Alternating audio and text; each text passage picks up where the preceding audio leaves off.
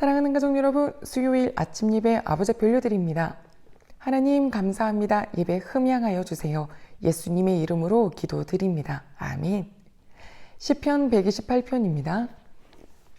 여호와를 경외하며 그의 길을 걷는 자마다 복이 있도다. 내가 내 손이 수고한 대로 먹을 것이라. 내가 복되고 형통하리로다. 내 집 안방에 있는 내 아내는 결실한 포도나무 같으며 내 식탁에 둘러앉은 자식들은 어린 감람나무 같으리로다. 여호와를 경외하는 자는 이같이 복을 얻으리로다. 여호와께서 시온에서 내게 복을 주실지어다. 너는 평생에 예루살렘의 번영을 보며 내 자식의 자식을 볼지어다. 이스라엘에게 평강이 있을지로다. 아멘. 사랑하는 가족 여러분, 사랑하는 분과 가까워질 때 마음은 기쁨이 점점 커집니다. 성전에 올라가는 노래 시편 120편에서 134편까지인데요. 하나님께 가까이 올 때 그 기쁨을 한 걸음 한 걸음 내디딜 때마다 이 시편을 읊었겠구나 봅니다. 바벨론에서 돌아왔던 사람들이든지 각자 흩어졌다가 절기가 됐을 때 예루살렘에 오는 사람이든지 우리는 하나님께 예배를 드리니까 바로 오늘 이 순간도 이걸 내 노래로 부를 수 있겠네요. 1절 보니까 여호와를 경외하는 자 그리고 그의 길을 사는 사람 지키는 자 복이 있다라고 했습니다. 여호와를 경외한다는 건 믿는다는 겁니다. 믿는다는 건 무엇으로 알 수 있나요? 그의 길을 지킨다, 따른다, 즉 말씀을 따라 사는 삶을 보면서 말씀을 믿는구나 알 수 있죠. 우리 주변에는 그냥 믿어지는 사람이 있고요. 아니야 이것저것 다 따져서 그렇구나 라고 믿어지는 사람이 있어요. 누가 옳다 그르다 라고 할 수 없죠. 성향이죠.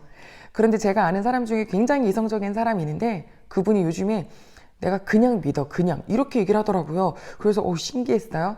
보니까 상식으로 어떤 자기의 어떤 계산으로 하나님의 사랑이 안 되더래요. 어떻게 이렇게 하시지? 어떻게 이렇게 도와주시지? 이런 일들 막 겪다 보니까 이젠 그냥 믿어요 하는데 한편으로 되게 감사하더라고요.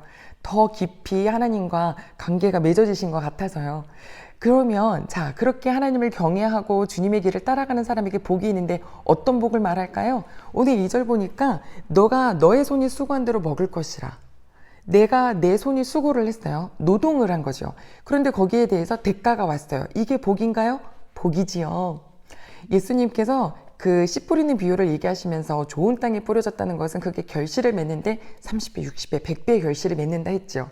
그래서 우리는 이거를 100원 드리면 여기에 30배, 60배, 100배 막 이렇게 헌금에 대한 생각을 하기도 했지만 하나님은 그 어느 곳에도 돈 준다 이런 말씀은 없으세요. 하지만 평강을 주신다는 말이 있죠. 평안을 30배, 60배, 100배를 받아보세요. 그럼 그건 육체의 건강까지 옵니다. 그래서 일할 수 있어요. 늦게까지요. 그러면 늦게까지 일한다는 건 여기서 늦는다는 거 나이로 그렇죠?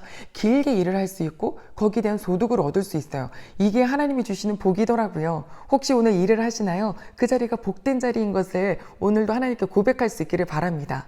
다음 3절은 내 집 안방에 있는 너의 아내 결실한 포도나무 같구나. 너의 식탁에 둘러 앉아있는 자녀 어린 감람나무 같구나. 이렇게 복에 대한 이야기를 했습니다.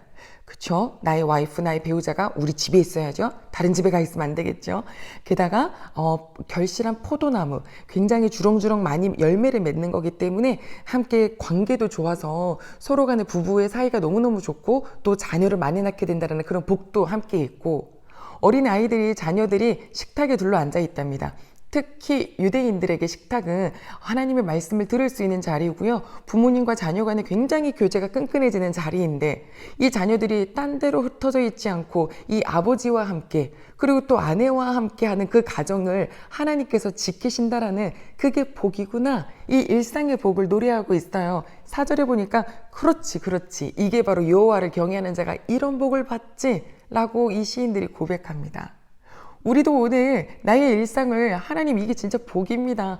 이게 복이에요. 우리 교회 어떤 한 분도 내가 정말 내 손으로 일할 수 있는 것도 감사고 여기에 막 큰 돈은 아니지만 내가 여기에 대한 어떤 그 월급을 받을 수 있는 것도 감사고 내가 먹고 싶은 거 하나 사서 먹을 수 있는 것도 감사고 막 이러는데 시편 128편을 알고 계시는 분이신가 봐요.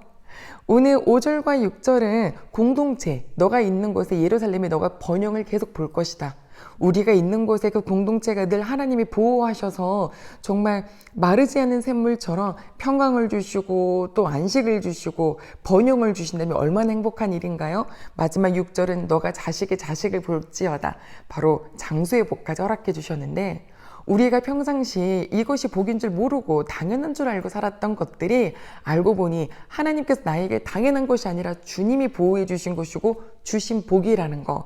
오늘 이렇게 고백하는 시인들처럼 우리의 고백도 뭘 하나 하든 복입니다. 일 끝나고 집에 갔더니 엄마 아빠가 막 웃고 있고 애들도 형제들도 막 화목하고 부인도 그렇고 자녀도 그렇고 그냥 그 모습 보면서 이게 복이지. 이게 하나님 주신 복이지. 이렇게 충분히 하나님께 감사드릴 수 있는 저희 모두가 되기를 소망합니다. 기도하겠습니다. 하나님 아버지 감사를 드립니다. 너무 당연한 줄 알았어요. 아니에요 아버지. 수고했는데 그 수고할 수 있는 건강 주신 것도 감사하고 거기에 대한 아버지 정말로 수고를 잘 또 받을 수 있는 하나님께서 그렇게 챙겨주심도 감사하고 하나님 온 가족도 하나님께서 보호해 주심도 감사하고 우리 대응의 가족들도 그렇게 지켜주신 것도 너무너무 감사합니다. 예배드린 모든 식구가 오늘 나의 일상을 주님께 감사로 고백할 수 있도록 모두를 붙잡아 주세요. 예수님 이름으로 기도드립니다. 아멘.